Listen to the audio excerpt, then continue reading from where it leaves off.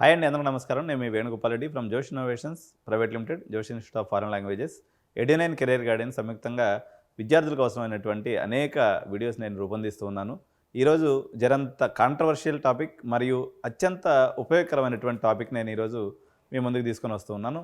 ఇదేంటి అంటే, నేను గత 2-3 ఏళ్ల నుంచి కాదు, 10 ఏళ్ల నుంచి కూడా ఈ సమస్య యాజ్ ఇట్ ఈజ్గా అలాగే ఉంది.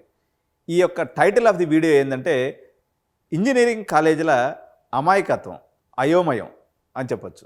దీన్నే టైటిల్గా కూడా ఈ వీడియోకి పెట్టాను అనమాట. ఎందుకంటే ఏంది ఈ అమాయకత్వం, ఏంది అయోమయం చేసి వీళ్ళు చేసే పనుల్లో కొన్ని చెత్త పనులు లాంటివి అనమాట ఇవి.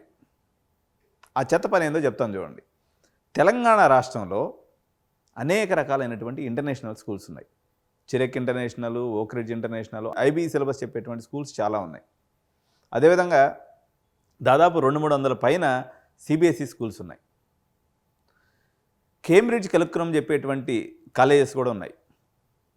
ఐసిఎస్సి, ఐజీసీఎస్సి ఇలా డిఫరెంట్ ఇంటర్నేషనల్ బోర్డ్స్ ఉన్నటువంటి కాలేజెస్ తెలంగాణ రాష్ట్రంలో చాలా వందల్లో ఉన్నాయి. ఈ వందలాది కాలేజెస్ నుంచి వేలాది మంది విద్యార్థులు బయటకు వస్తూ ఉన్నారు. మన ఇంజనీరింగ్ కాలేజీలకు పోతే, ఉదాహరణకి గోకరాజ్ కాలేజీకి పోయింది అనుకుందాం, 90% ఉండాలమ్మా అంటారు. నాట్ ఓన్లీ గోకరాజ్ అని అనట్లేదు, అందరు కాలేజీలో ఇదే పరిస్థితి. కనీసం మీ అడ్మినిస్ట్రేటివ్ ఆఫీసర్స్కి కేంబ్రిడ్జ్ సిలబస్ ఇచ్చిన వాడికి ఎంత సిలబస్ ఇస్తే వీడు అడ్మిషన్ తీసుకోవాలి, సిబిఎస్ఈ సిలబస్ వాడు ఇస్తే, ఇప్పుడు సిబిఎస్ఈలో 70% అంటే స్టేట్ సిలబస్లో 90% అని అర్థం. ఈ బేసిక్ ఫండమెంటల్ కూడా తెలియకుండా మీరు ఇంజనీరింగ్ కాలేజీలు రన్ చేస్తే మీరు ఎట్లా చదువు చెప్తారు, ఏం చేస్తారు? నిన్న నా దగ్గర ఒక స్టూడెంట్ వచ్చిందనమాట. ఐసిఎస్సిలో వానికి ఎంత 65% ఉంది. మన ఐసిఎస్సిలో 65% అంటే మనకు స్టేట్ సిలబస్లో 90%తో ఈక్వల్. ఎందుకంటే నారాయణ, శ్రీ చైతన్య అండ్ కార్పొరేట్ కాలేజీల పుణ్యమా అని చెప్పేసి వీళ్ళ దగ్గర విచ్చలవిడిగా 90 నుంచి 99% మార్కులు వేయడం అనేది ఇక్కడ ఆనవాయితీగా ఉంది. తెలుగు రాష్ట్రాల్లో ఎప్పటి నుంచో ఉంది. ఎవరికైనా ఒక్కసారి మీరు ఆలోచన చేయండి. ఇప్పుడు ఈ అప్పీలు నేను నాట్ ఓన్లీ ఇంజనీరింగ్ కాలేజీలకు చెప్పట్లేదు. జేఎన్టీయూ హైదరాబాద్ కానీ ఏదైతే మనకి ఇంజనీరింగ్ కాలేజీలన్నిటికీ కూడా అఫిలియేషన్ ఇస్తుందో, అదేవిధంగా Telangana higher education chairman Balakrishna Reddy గారికి కూడా ఇది నా అప్పీల్. బాగా డబ్బులు పెట్టగలిగినటువంటి పిల్లలు, కొంత ఎక్కువ నాలెడ్జ్ని ప్రాజెక్ట్ ఓరియంటేషన్ చేసి సంపాదించుకున్నటువంటి ఇంటర్నేషనల్ కరికులం చదివినటువంటి పిల్లల్ని మీరు పర్సంటేజ్ లేదనేటువంటి కారణం చేత ఎంట్రీ బ్యారియర్లోనే ఆపేస్తే వాళ్ళందరూ పోయేసి, నచ్చినా నచ్చకపోయినా అందరూ పోయేసి వోక్సన్లోనూ మహీంద్రాలోనూ చేరుతున్నటువంటి పరిస్థితి. అంటే కనీసం మీకు ఒక పర్సంటేజ్ క్యాలిక్యులేషన్, ఐజీసీఎస్సీ చదివినట్టు ఎట్లా పర్సంటేజ్ క్యాలిక్యులేట్ చేయాలి, ఆ పర్సంటేజ్ని స్టేట్ సిలబస్ పెడితే ఎట్లా ఈక్వల్ చేయాలి అంటే, ఈ సిలబస్ నుంచి వచ్చినప్పుడు మీరు గ్రేడ్ పాయింట్స్ ఉంటాయి. ఐబీలో అయితే 24 క్రెడిట్స్ ఉంటే మనకి ఏ కాలేజీలోనే సీట్ ఇవ్వచ్చు. మీ అడ్మినిస్ట్రేషన్ డిపార్ట్మెంట్లో ఎంతమందికి ఐబీలో 24 క్రెడిట్స్ ఉంటే అడ్మిషన్ తీసుకోవచ్చని తెలుసు? తెల్లమొహం వేస్తారు, వాడిని రిజెక్ట్ చేస్తున్నారు అడ్మిషన్. సరే, ఎవరో చిన్న కాలేజీలో చేస్తున్నారంటే ఒక అర్థం ఉంది. పెద్ద కాలేజీలో కూడా, టాప్ 10 కాలేజీలో కూడా మీకు సిబిఎస్ఈకి స్టేట్ సిలబస్కి తేడా తెలియకపోతే ఎట్టగురువు గారు? అడ్మినిస్ట్రేటివ్ ఆఫీస్ అందరికి కూడా మీరు ఒక చార్ట్ తయారు చేసుకోండి. సిబిఎస్ఈ సిలబస్ వచ్చినోడికి ఓకే, మనం 70% ఉన్న అడ్మిషన్ ఇవ్వచ్చు. రేపు పొద్దున మీరు స్టేట్ గవర్నమెంట్ కూడా ఈ పాలసీ చేయాల్సిన అవసరం ఉంది. ఎందుకంటే ఈరోజు రాష్ట్రంలో గణనీయమైనటువంటి అభివృద్ధి వల్ల చాలామంది ఫైనాన్షియల్గా క్యాపబుల్ పేరెంట్స్ వచ్చారు. క్యాపబిలిటీ పేరెంట్స్ రాగానే వాళ్ళందరూ ఏం చేస్తున్నారు, రొడ్డ కొట్టుడు ఉంటుంది, బైహార్డింగ్ ఉంటుందనే ఉద్దేశంతో పిల్లల్ని స్టేట్ సిలబస్ కాకుండా సిబిఎస్ఈ కాలేజెస్లో, మంచి కాలేజెస్లో జాయిన్ చేస్తున్నారు. ఆ కాలేజీలో చదివి వచ్చిన తర్వాత ఎవరికి సిబిఎస్ఈలో 90లు రావండి. వాళ్ళందరూ మెరిటోరియస్ స్టూడెంట్స్ కాదు. అక్కడ సిలబస్ వచ్చేసి అండర్స్టాండింగ్ చేసుకొని రాయవలసి ఉంటుంది. కంపారిటివ్లీ స్టేట్ సిలబస్ కన్నా అది కష్టం ఉంటుంది. ఎగ్జామినేషన్ కరెక్షన్ కూడా కష్టంగా ఉంటుంది. కాబట్టి వాళ్ళకి 70, 75, 80 అట్లా వస్తాయి. వాళ్ళు మీరు కాలేజీలో మేనేజ్మెంట్ సీటుకు వచ్చినప్పుడు వీడు పనికిరారని అనేస్తే ఇది అంటే మీకు అమాయకత్వం కాక ఇంకేమని చెప్పడం. ఇది చాలా సీరియస్ కన్సర్న్. మిత్రులారా, అడ్మినిస్ట్రేటివ్ ఆఫీసర్స్ అందరికీ కూడా నేను చేసే అప్పీల్ ఏంటంటే, మీరు అడగండి మీ యాజమాన్యాలని, సార్ ఇట్లా డిఫరెంట్ సిలబస్లతో కూడుకున్నటువంటి పిల్లలు మా దగ్గరికి వస్తున్నారు, వీళ్ళ క్రైటీరియా ఏంది? ఒకవేళ యాజమాన్యానికో లేదా ప్రిన్సిపల్స్కి అర్థం కాకపోతే పోయి హైయర్ ఎడ్యుకేషన్ వాళ్ళని అడగండి. మెరిట్ లిస్టులు తయారు చేసేటప్పుడు పర్టికులర్గా మీరు ఇప్పుడు సీరియస్ ఇష్యూ చెప్తానంటే, ఇప్పుడు ఒక 10,000 మంది పిల్లలు ఉన్నారు దగ్గర సిబిఎస్ఈ నుంచి మనకి ఇంజనీరింగ్లో చేరే పిల్లలు. వీళ్ళందరినీ మీరు నుంచి ఎల్లగొట్టి బెంగళూరు కాలేజీలో చేర్పించేటట్టు చేస్తున్నారు. మీరు చేసేటువంటి ఈ తప్పు వల్ల ఇక్కడ 70% వస్తే సీట్ ఎవరు? అదే అక్కడ ఆర్వీ కాలేజ్ కానీ, బిఎంఎస్ కానీ, లేకపోతే పెస్ యూనివర్సిటీ కానీ, లేకపోతే ఎంఎస్ రామయ్య వాళ్ళందరూ కూడా 70% సిబిఎస్ఈ ఇస్తే కళ్ళు మూసుకొని అడ్మిషన్ తీసుకుంటుంటే మీకేం బాధ? మీ లెక్కేంది చెప్పండి. వాడికి చదువు వచ్చినా రాకపోయినా ఎంసెట్లో వాడు నాట్ క్వాలిఫైడ్ స్టూడెంట్ ఉంటాడు, ఇంటర్మీడియట్లో 90% తీసుకుంటున్నారంటే మీకు ఏం తెలివి ఉన్నట్టని?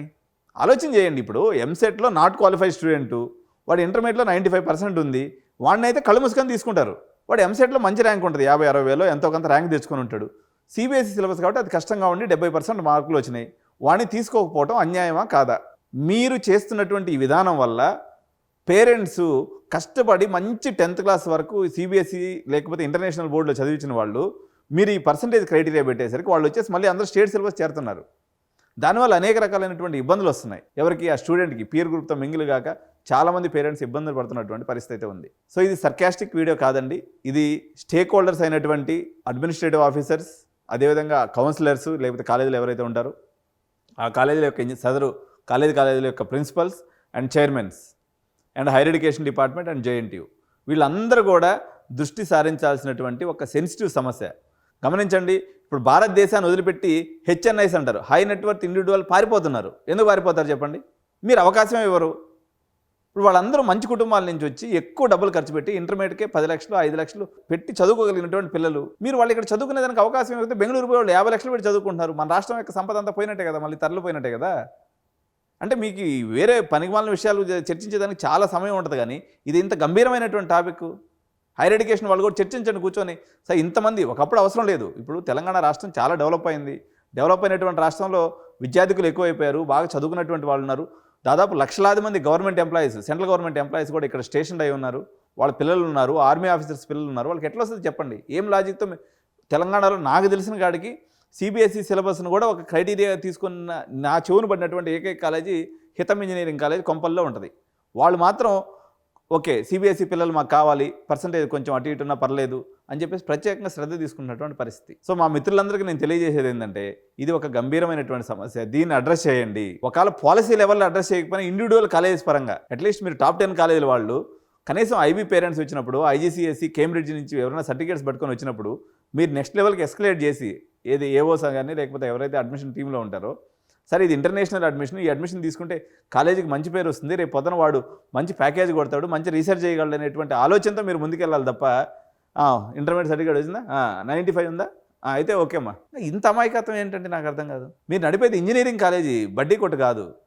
ఒకసారి ఆలోచన చేసి ఒకసారి పై లెవెల్కి ఎస్కలేట్ తీసుకెళ్ళి మంచి పేరెంట్స్ని, మంచి స్టూడెంట్స్, చాలామంది పేరెంట్స్ ఇది కంప్లైంట్ చేశాను కాబట్టి దీని మీద నేను ఇంత గట్టిగా వీడియో చేయాల్సినటువంటి సందర్భం ఉంది.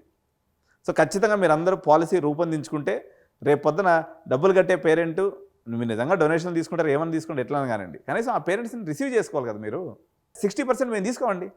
అరే వాడు ఏందులో చదివిండు, 60% ఎట్టొచ్చింది? వాడు సిబిఎస్ఈ గ్రేడ్లో చదివిండు, దేంట్లో తగ్గింది? సిబిఎస్ఈ అంటే సరే 70% వరకు కట్ ఆఫ్ పెట్టుకోవచ్చు.